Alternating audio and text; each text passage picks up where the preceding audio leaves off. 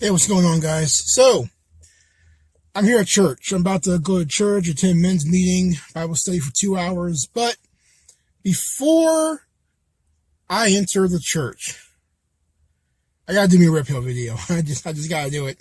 I gotta do it. So, I want to talk about the power of saying "and." All right. A while ago, about 2 years ago, there was a guy I worked with. I'm not going to say his name. Let's call him Phil. And he was red pill. He was red pill as crap, man. He was a cool guy, and I liked working with him during the weekend at my job. And we would talk about women and female nature and stuff because it was just us. You know, it was a really great time. And he's dated women. He's been around the block quite a bit. He has kids and everything. And one of the things that he often told women was that, yeah, you're cute, but is that all? You know, he said, okay, you're cute, and so what? So what? And I have to admit, that was a very profound moment for me. That was a very profound thing to say to a woman that's actually attractive, because it forces women to think about, well, what else do I have? It's self-reflective. It's a human mirror, actually, to say that to a woman. So one day, I was, this is a while ago, I was talking to a girl. She was cute, and she was a dancer. And, this is about 5 years ago, this is a while ago. She was a dancer. She was dancing, trying to make money. And she was in the bind. And she had the body to be a dancer. She was quite cute. But she had 2 teenagers. Yeah, exactly. So, single mom, 2 teenagers, dancer, ex-dancer, getting in and out of the strip club, whatever. And I asked her, how are you doing with the dancing and stuff? Because I didn't really want her to dance. I kind of wanted her to kind of get a normal job because of the high risk factor, but she didn't listen until much later. But anyway, she said, I'm not making any money. I'm too cute to be poor. I'm too cute to be poor. That's what you have to say. That's your response to everything. I'm too cute to be poor. I'm too cute to struggle. I'm too cute to live this rough life. That was her actual remarks. That was her response. Multiple responses, actually. So, I pulled her aside and said, in a more nicer term, that her beauty don't mean anything anymore. And I actually meant it. This is one of those rare occasions where this was during the time where I was starting to, cut women off, basically. I was getting tired of it. I was really getting tired of everything. And I told her, look, your beauty faded when you got pregnant. That's the truth. When you got pregnant twice by a baby daddy thug who beats his one baby mama and who's violent towards you, and you won't press charges. You lost that pretty privilege when you gave everything to him, and he won't do crap for you, and you won't stick up for yourself. You lost that right. You lost that I'm too cute to do whatever. She was taken aback. She was mad at me. I didn't really care. I didn't care. And I'm gonna tell you why I didn't care. Because saying and saying so what to attractiveness, it forces women to reflect themselves and do self-improvement if they want to. A lot of these women who are cute and stuff, that's all they got. They don't have anything. So they're trash when they become older. They have no substance. There are substance, but it's the abusive type. There's substance abuse. That's it. I mean, think about it.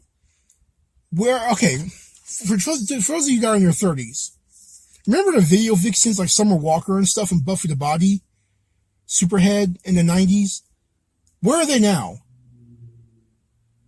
I'm saying this as I'm being very serious when I say, where are they now? They're mothers, they're married, they're divorced, they're not in the industry anymore. Their looks only took them so far until they ran out and they had to get off the stage of being pretty. And they had to live life, a normal life. I bet when Summer Walker, I remember Summer Walker in those rap videos. My goodness, she was, woo, she was cute. I've never seen anyone that attractive. Oh my gosh.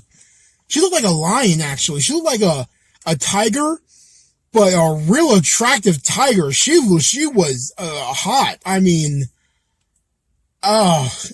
some of these video vixens in the early 2000s were extremely attractive. But they had to get off that ride sooner or later. And then sooner or later happened.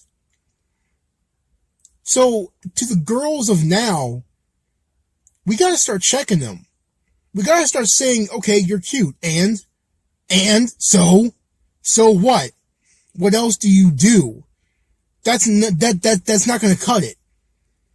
Because with inflation, with debt, with bills, with a mortgage, being cute don't do crap out here.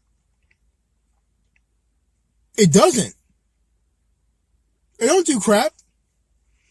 Being cute is just a bonus, honestly.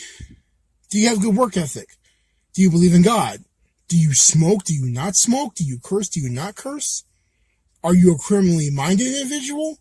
Because that's a big problem. How's your FICO score? What's your Experian credit score like? Is your credit score over 700? Is it 750? Can you work with it? Can you afford to put a down payment on a house or for an apartment? Can you rent a place? Do you have a checking account? Have you filed for bankruptcy? These are things that we need to start asking really everyone, but particularly girls. Because they don't know.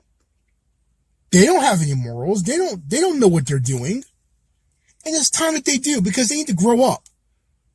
If I have to grow up, then you have to grow up, lady. So, that's it. That's all I wanted to say.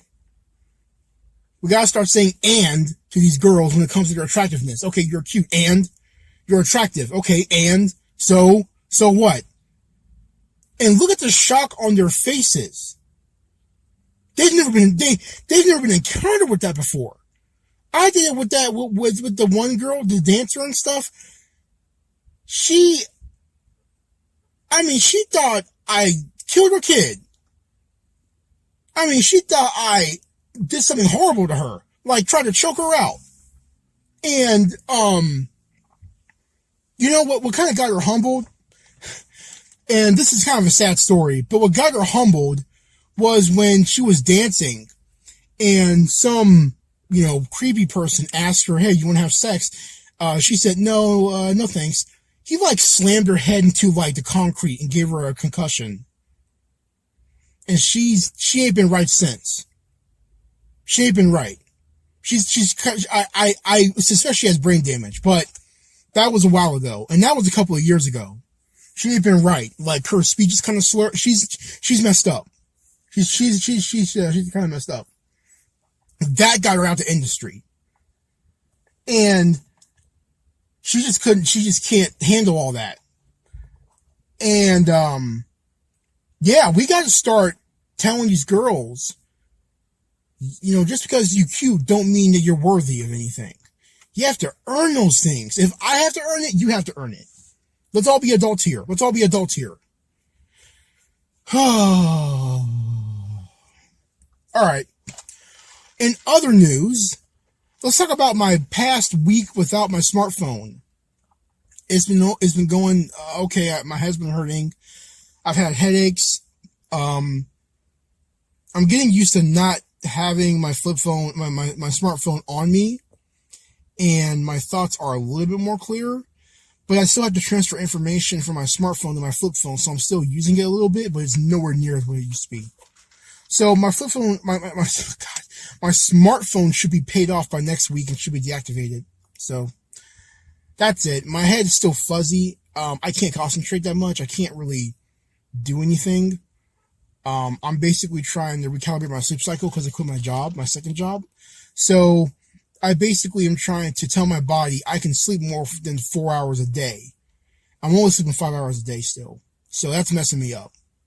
So, yeah, that's it. All right. I'm going to go in the Bible study for 2 hours and I'm going to have fun. I wanted to be getting into church lately. I'm going to church probably 3 times, probably 3 times a week. There's Wednesday, then there's Thursday service, then there's Sunday service. So that's 3 times a week. So I got to do it. I got to get my life together. All right, that's it. Bye, guys.